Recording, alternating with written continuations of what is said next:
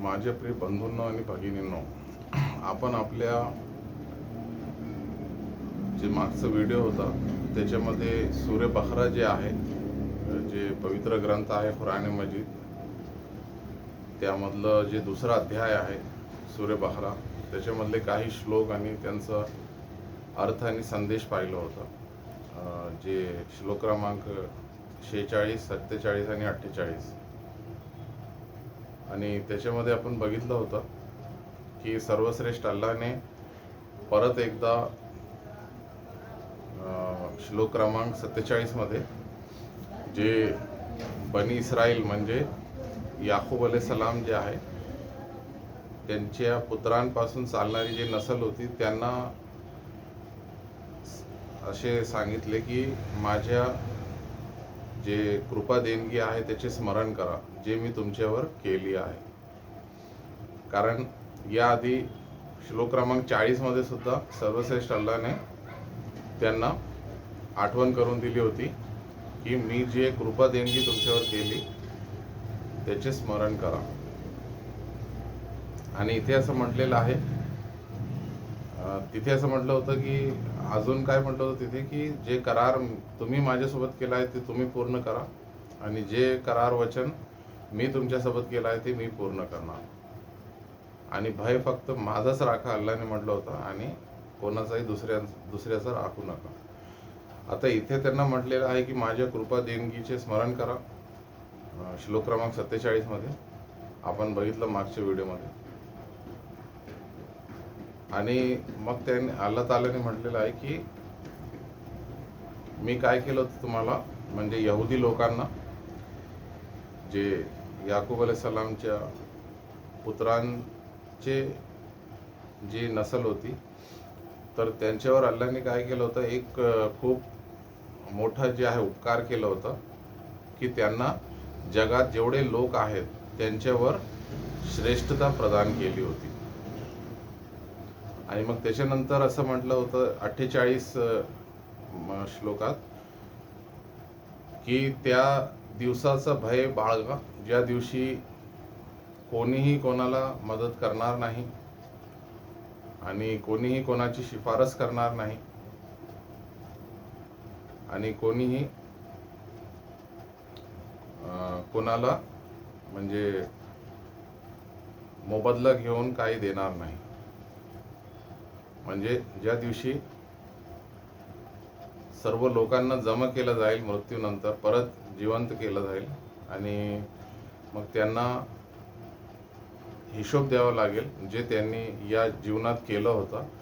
त्यांनी जे काही पाप केले त्याचा बदला त्यांनाच मिळणार आणि जे पुण्य केले त्याचा बदला सुद्धा प्रत्येकाला मिळणार. म्हणजे जर मी एखादा पाप केलं असेल तर माझ्या पापाचं जे पापाची शिक्षा आहे ती कोणाला दुसऱ्याला भेटणार नाही, मिळणार नाही आणि तो घेऊ पण शकत नाही. मग भलेही तो माझ्या परिवारामधला एखादा व्यक्ती असो. आणि जर मी एखादं आणि त्यांचे जे पाप आहे त्याची शिक्षा मला दिली जाणार नाही तर माझ्या पापाची शिक्षा मलाच घ्यावी लागेल. आणि जर समजा माझ्या पुण्यांची जर मी एखादं पुण्य केलं असेल तर त्याचं जे चांगला बदला आहे ते मलाच मिळणार, दुसऱ्याला ते दिला जाणार नाही. मग आणि तो घेऊ पण शकत नाही. मग तो माझ्या परिवाराचा एखादा व्यक्ती असो आणि त्यांनी जर एखादं पुण्य केलं असेल तर त्याचं चांगला बदला मला मिळणार नाही किंवा मी घेऊ शकणार नाही, तो त्यालाच मिळणार. तर त्या दिवसापासून अल्लाहने म्हटलं की भय बाळगा. आता आपल्याला श्लोक क्रमांक 49 मध्ये पाहायचं आहे. इथे फिरौन नावाचा एक राजा होता जो मिस्र मध्ये राहत होता आणि त्याच्या राज्यात जे यहुदी लोक राहत होते ते फिरौनचे गुलामगिरी करत होते. ते त्याचे गुलाम होते, त्याच्या गुलामीत होते ते. आणि त्याच्या राज्यातल्या एका व्यक्तीने जो ज्योतिष विद्येचा ज्ञान होतं त्याच्याकडे, त्या व्यक्तीने फिरौनना असं सांगितलं की यावर्षी तुझ्या राज्यात एक असं बाळ किंवा व्यक्ती जन्माला येणार जो पुढे जाऊन काय करणार, तुला मारून टाकणार, म्हणजे फिरौनला कत्तल करणार.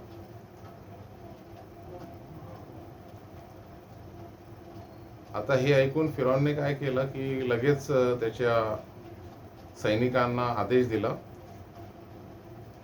आणि घोषणा करायला लावली राज्यात की ज्या घरात जर मुलगा जन्माला आला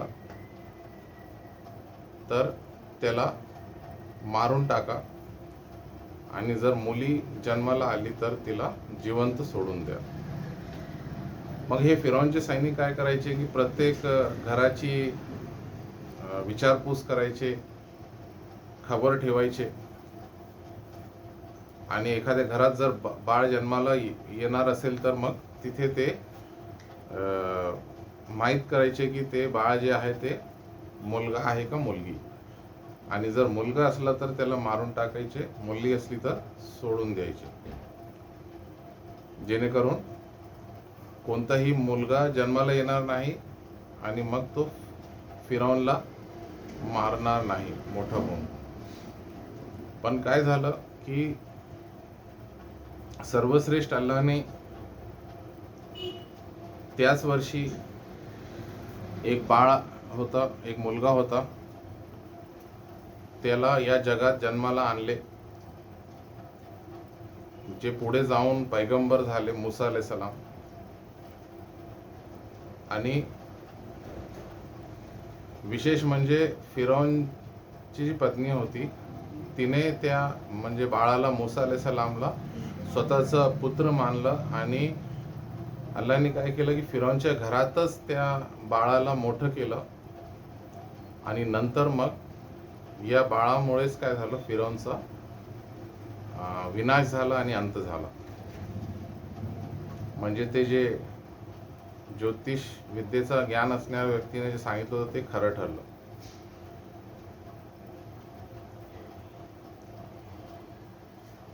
आणि मग पुढे असं दिलेलं आहे, तर अल्लाहने काय म्हटलं इथे की जे लोक मूसा अलैहिस्सलामला यहुदी पैगंबर मानत होते आणि अल्लाहवर इमान ठेवत होते, त्यांना अल्लाहने म्हटलं की मी तुम्हाला फिरौनच्या लोकांपासून सुटका दिली, कारण तुमच्यासाठी खूप मोठी परीक्षा होती.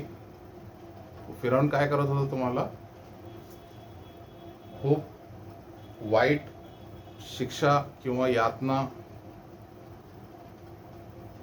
देत होता. म्हणजे तुमच्यामध्ये जर एखादा मुलगा जन्माला आला तर मारून टाकत होता आणि मुलीला सोडून देत होता, जिवंत सोडून देत होता. तर अल्लाह म्हणतात की मी तुम्हाला त्याच्यापासून सुटका दिली आणि फिरौनचा विनाश करून टाकलं आणि फिरौनचा अंत केलं. कारण हे जे तुमच्यासोबत होत होता हे तुमच्यासाठी एक खूप मोठी परीक्षा होती. आणि त्याच्यानंतर असं म्हटलं आहे, आणि ही परीक्षा कोणाकडून होती, तुमच्या पालनकर्त्याकडून होती. आणि कसं त्याला मारून टाकलं किंवा फिरौनचा अंत कसा झाला, विनाश कसा झाला, की जेव्हा अल्लाहवर इमान राखणारे आणि जे मूसा अलैहिस्सलामला पैगंबर मानणारे लोक होते त्यांच्या मागे फिरौनचे सैनिक लागले, तर ते एका समुद्राकडे, जे सर्वात मोठं जे जे समुद्र आहे त्याच्याकडे ते पळू लागले. म्हणजे जे मिस्रला लागून आहे, म्हणजे मिस्रला लागून वाहतो समुद्र. आणि मग अल्लाहने काय केलं की समुद्राला फाडलं आणि त्याच्यामध्ये रस्ता बनला, आणि त्या रस्त्यावरून जे इमानवाले लोक होते त्यांना अल्लाहने काय केलं, पार केले, समुद्र पार करण्यात मदत केली.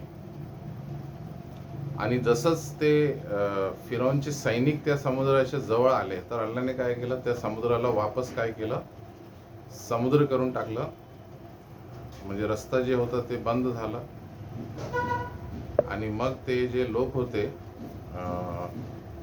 फिरौनचे जे लोक होते, तर त्यांचे ते काय झाले, पाण्यात, समुद्राच्या पाण्यात अल्लाने त्यांना बुडविले. आणि अशा प्रकारे त्याचं विनाश झालं आणि अल्लाने इमानवाल्यांची रक्षा केली.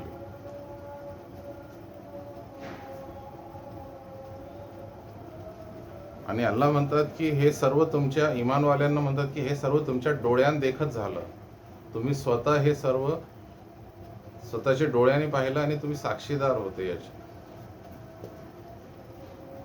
आणि मग नंतर जेव्हा मूसा अलैहिस्सलाम मोठे झाले तर त्याबद्दल अल्लाने सांगितलं की जेव्हा अल्लाने मूसा अलैहिस्सलामला असं वचन दिलं होतं की जर तुम्ही एका पर्वतावर येऊन 40 रात्र एतेकाफ केलं तर तुम्हाला तौरात जे पुस्तक आहे ते देण्यात येईल.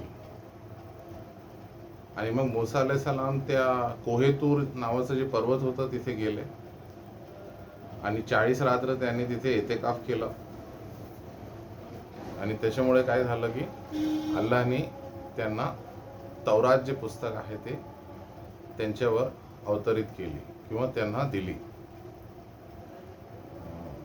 क्षमा करा, म्हणजे अवतरित नाही, त्यांना पुस्तक दिली तौरात.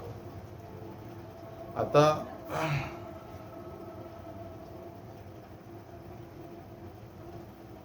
इकडे जे लोक होते इमानवाले, तर काय झालं, त्यांना एका जादूगराने बहकाविले. सामरी नावाचा एक जादूगर होता. तर मूसा अलैहिस्सलाम जेव्हा कोहितूर पर्वतावर होते 40 दिवस, तर इकडे मिस्रमध्ये त्या सामरी जादूगराने काय केलं, एक वासरा जो असतो तर वासऱ्याचं दैवत तयार केलं किंवा मूर्ती किंवा दैवत तयार केलं सोन्याला पिघळून. आणि मग काय झालं की इमानवाल्यांना असं म्हटलं की तुम्ही काय करा, या वासऱ्याचं जे दैवत आहे त्याची उपासना करा आणि त्याला देव असा माना. आता इमानवाल्यांमधले म्हणजे लोक जे आहे ते आता तसं करू लागले. त्यांना वाटलं आता मूसा अलैहिस्सलाम परत येणार नाही. पण जेव्हा मूसा अलैहिस्सलामला हे कळालं तर ते खूप घाबरले आणि ते परत आले मिस्रला, कोहितूर पर्वतातून, पर्वत जे होतं तिथून. जेव्हा ते परत आले तर त्यांनी जे इमानवाले लोक होते त्यांना असं म्हटलं की तुम्ही काय करा, आता अल्लाहकडे क्षमा यातना करा किंवा तौबा करा, कारण तुम्ही काय केलं आहे, मूर्ती पूजा केली आहे जे इस्लाममध्ये हराम आहे आणि त्याची माफी अल्लाहकडे नाही. आणि त्या काळात क्षमा यातनेचं किंवा माफीचं एक अशी प्रथा होती की ज्या लोकांनी मूर्तीपूजा किंवा वासऱ्याची दैवत मानलं आणि त्याची उपासना केली तर त्यांना आता ते लोक मारून टाकणार ज्यांनी अल्लाहला सोडून कोणाची उपासना केली नाही आणि त्यांनी वासऱ्याला दैवत मानलं नाही. तर हे जे लोक होते ते काय करणार, मूर्तीपूजा किंवा वासऱ्याची उपासना करणाऱ्यांना मारून टाकणार. तर मग काय झालं की बहुतेक लोक त्याच्यामध्ये मारले गेले ज्यांनी वासऱ्याला दैवत मानून त्याची उपासना केली होती. आणि अशा प्रकारे त्यांची जी क्षमा यातना होती किंवा तौबा होती ते अल्लाहने कबूल केली.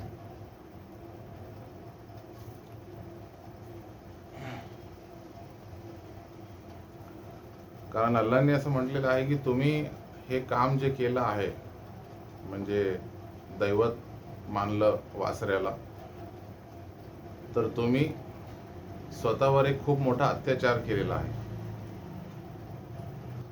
कारण अल्लाहकडे या म्हणजे हे जे कृती आहे मूर्तीपूजा, याची माफी बिलकुल नाही. आणि मूर्तीपूजा करणाऱ्याला अल्लाहकडे फक्त नरक आहे, त्याला कधीच स्वर्गात जायला भेटणार नाही.